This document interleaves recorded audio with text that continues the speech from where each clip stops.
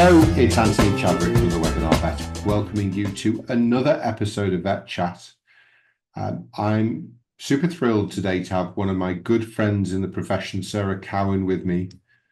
Sarah and I also work together at the Webinar Vet Jobs, formerly Simply Vets, formerly Simply Locums. So surprise, surprise, we're probably going to talk a bit about recruitment and retention and things in the profession. But I suppose first, Sarah, you better, just in case people don't know you, and I'm sure that's unlikely to be the case, but you better maybe give us a little précis of your history, your veterinary history. Yeah, of course. Thanks, Anthony, for the introduction. Yeah, so my veterinary career started. I actually started working in practice back in 2004 in County Galway in Ireland in a mixed practice. And I was lucky enough for my then boss to put me through university in Dublin. I qualified then as a veterinary nurse in 2009. So I spent about 12 years in mixed practice there before moving back to the UK. And that was an independent practice at the time, that there wasn't such a thing as corporate really in Mm. Ireland.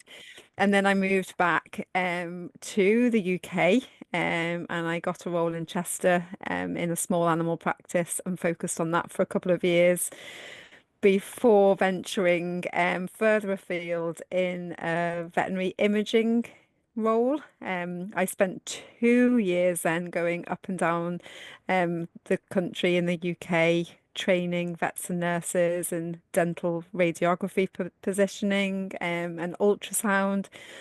And then following that, I spent another 3 years focusing solely on veterinary dentistry, where I spent 3 years going up and down the country, in and out to practices, training vets and nurses on dental equipment. And I think you're a bit of social media or an internet star with your videos all about dentistry as well, aren't you? Yeah, teeth. I think I do get laughed at a lot if I say my passion is teeth. So yeah, I've been known for people to laugh at me a little bit regarding my And passion. what I were the sort of videos? um Where were they positioned? Are they on a website somewhere that people can Yeah, go? and they're actually on YouTube. So be on YouTube, and also I am 3 Dental.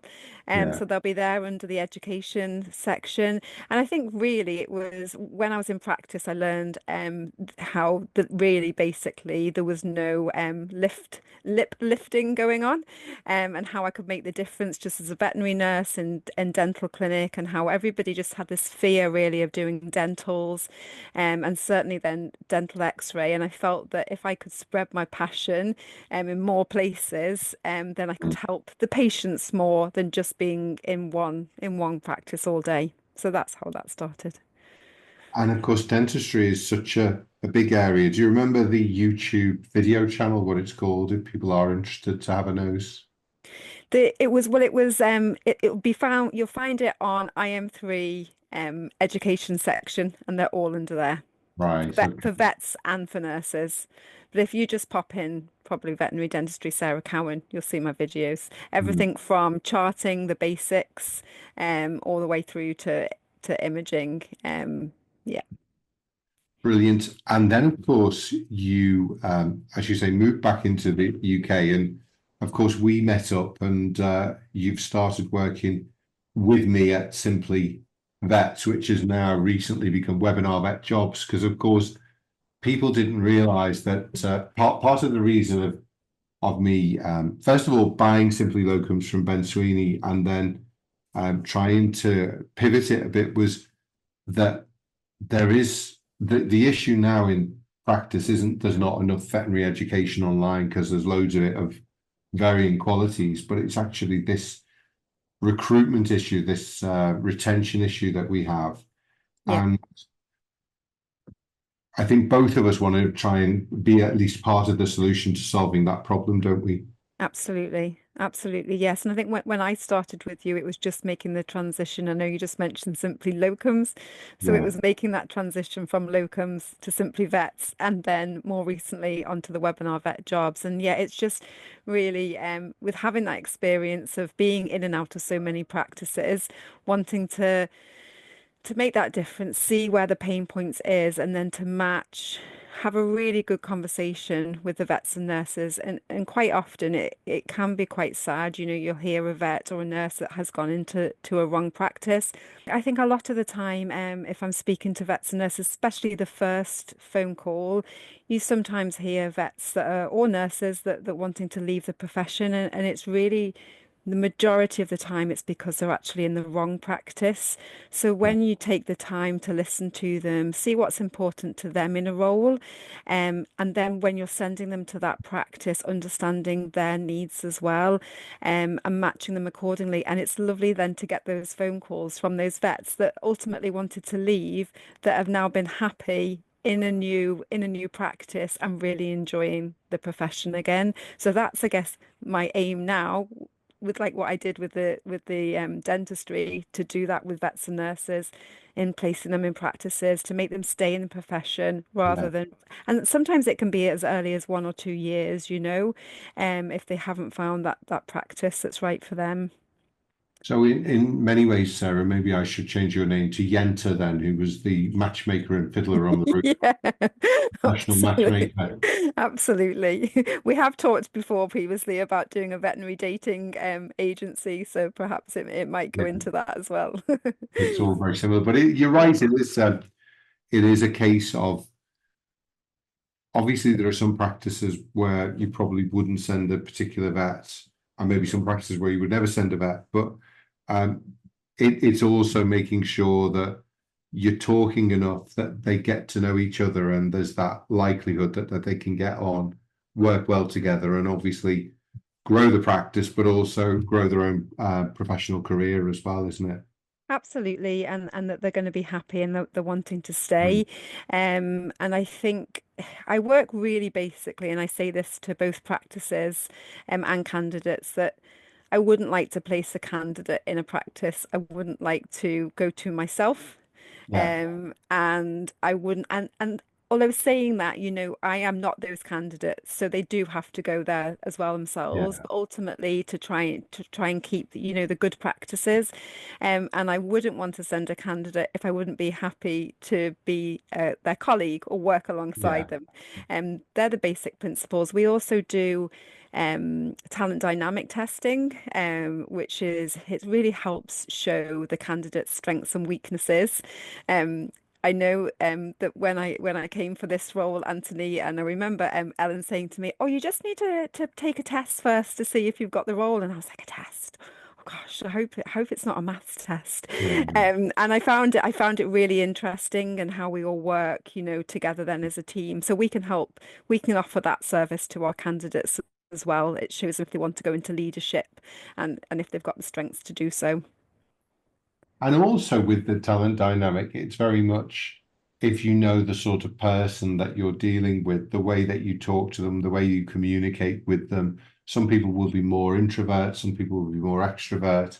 So actually, just in the general how to work within a practice, there are so many personalities, all a bit different. And it's very easy, and I've certainly been in practices where you see cliques developing, and the environment isn't that friendly culturally, etc. Whereas I think if from the beginning you understand what people are about, if seek first to understand and then to be understood, Yeah, you can really develop much better relationships because somebody's being quiet. Oh, why is she being quiet and a bit moody? No, she isn't. She's just quieter, and that's the way that she operates. absolutely. So that's really helpful as well, I think, isn't it? Absolutely. And I think also it's the same within our small team. You know, if you do have those introverts, they might come across as a little bit um not so social, or wanting to Yeah, chat, but it doesn't mean to say that they're being unkind. So that's it. yeah, This will show where they lie and when they're going into the practice. And also I think it's good then for the actual practice to know their exactly. current team, and that also helps. And I think also, there is a danger with recruiters, and obviously we've said there are, some very good ones and some not so good ones, that it can be all about just getting somebody into a position. Whereas I think I know, having worked closely with you because you are a veterinary nurse, I think you really do want to make sure that you're putting somebody in the right place, because it's so important that people enjoy what they do. We're so fortunate, vet nurse, veterinary surgeon, one of the best jobs, some of the best jobs in the world. And yet somehow people can get into a practice. I was talking to a young graduate and her friends were a year ahead of her. And, three of them, fairly new graduates, had left the profession within a year because they'd had a bad experience. So I think that is important. At the same time, it's also important that there's resilience, because I remember my first couple of years weren't that great in practice.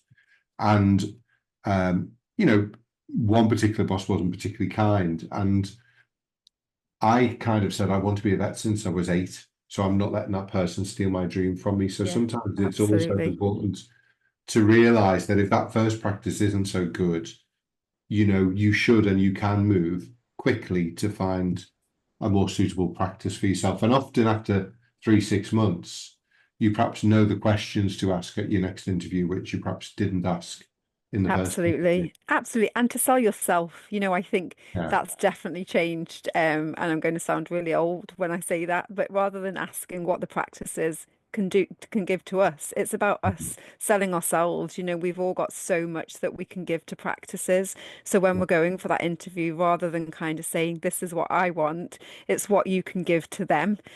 Because it has to be teamwork. It can't just be one or the other. So I think that's really important too. And I think also, with us having this really interesting intersection between education and recruitment, I know that, Sarah, when you came, you were suggesting that we should give education to our locums who work with us, because we do have some locums, but also to the vets who come in and are recruited by us going into a practice, to have that support of the Webinar Vets video encyclopedia is really helpful. And I think as Fantastic. people um, learn more, it often makes them more confident, and they're usually better at the job, aren't they? Yeah, they love that, the support. So any candidates that we place from when they start, we're lucky enough to be able to support them with their CPD for 12 months. And it's something they're really eager to start. So straight away, once they've started, we get them set up. I think they also find it quite helpful, especially when they are in their earlier years. They can use that as a support if they're in consults as well. So Yeah. they can listen to the podcast perhaps on the way into work, use it in their consults, and then obviously for their CPD as well through the year. So it's great that we can help them with that. Mm. I think also because the platform Webinar Vet has vets and nurses from all over the world, there is that possibility also, because, when I was a student, I did a lot of traveling. I used my time seeing practice to go to places like Zimbabwe, Australia, and as even a young or an older graduate, I know one of my friends, older than me in his early 60s, has gone over to Singapore Gosh. to work and things. So it is good in the world now, and particularly with the big community that we have at Webinar Vet, we can actually help people to move to other areas to enjoy those places as well as enjoy the job, can't we? Yeah, and it works. We have that, which is great with the community, the webinar vet community, but also we've been lucky enough to be able to help practices with skilled worker visa. Quite Mm. often practices come to us and they're really daunted. They mightn't be registered with the Home Office. So we Yeah. can help take away the pain of that and help them provide the documents, provide the costing. So if you have an experienced vet and they're really struggling, that's also a great help. And that's from the webinar vet community that we Mm. have access to those candidates too. So yeah, it works both ways, which is nice. It's become a little bit more problematic with Brexit, obviously, for vets Mm. over and things, but hopefully things are moving. I think the problem at the moment is the starting wage for people being able to come in, isn't it? So it's Yeah. more senior roles, I suppose. Yeah, absolutely. Since April last year, a vet coming in that needs a skilled worker has to have a minimum salary of 48,100.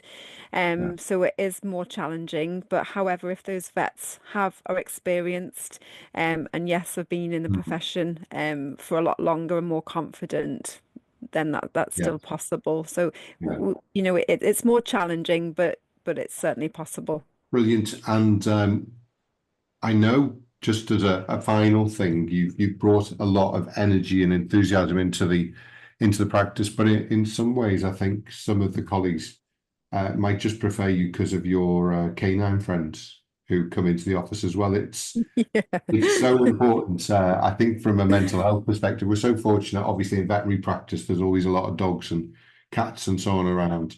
But that benefit, because I know we're at the Liverpool Science Park, which is obviously not all veterinary.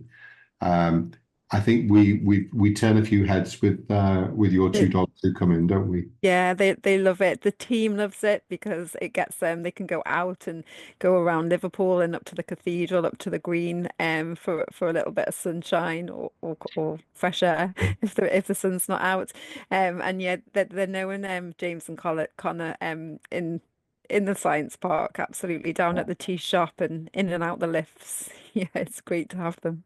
They're both great dogs, but of course James came to you as a rescue and a bit of a naughty boy, or he was nervous, wasn't he? And He was, would he was, bite at people. yeah. Whereas now he's just this lovely little teddy bear of a dog, isn't he? I think he's in retirement with us now, though, Anthony, because he's spent 5 years having being scanned and going up and down the country. So I think he loves coming over to Liverpool now Yeah. and just getting spoilt and a little trip to the coffee shop.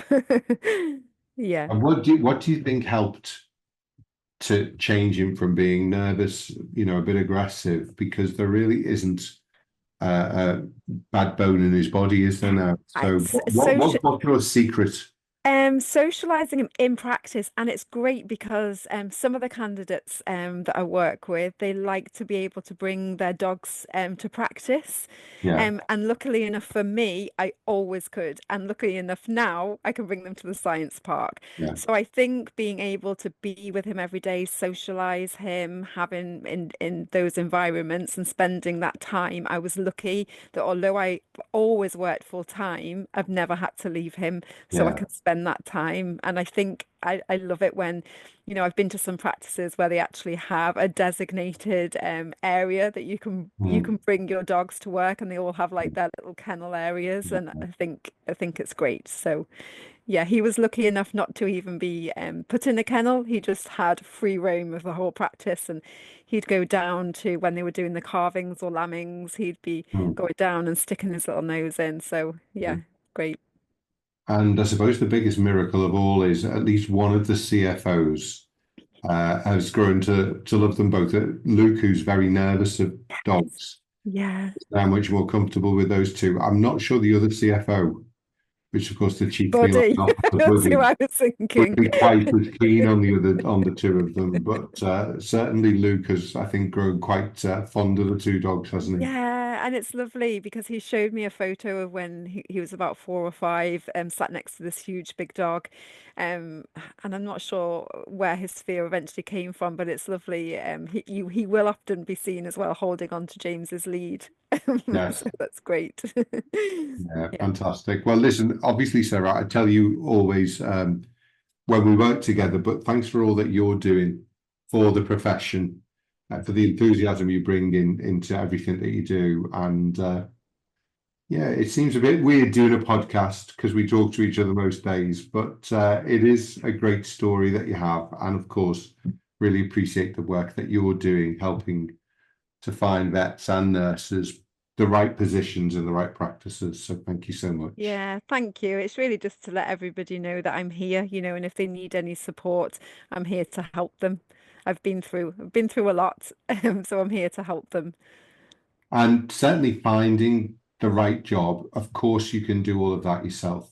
But if you're only doing that once or twice or three times in your career, you haven't got the same experience as somebody who's doing it every day of the week. And we can hopefully Absolutely. help avoid some of the pitfalls that I certainly experienced when I started in practice as well. Yeah, But we yeah, can. thank you for what you're doing. Yeah, you're very welcome. Brilliant, Sarah. Thank you so much. Have a great weekend. Have a great rest of the day. And thanks everyone for listening, and hopefully see you on a podcast or a webinar very soon. Take care. Bye bye.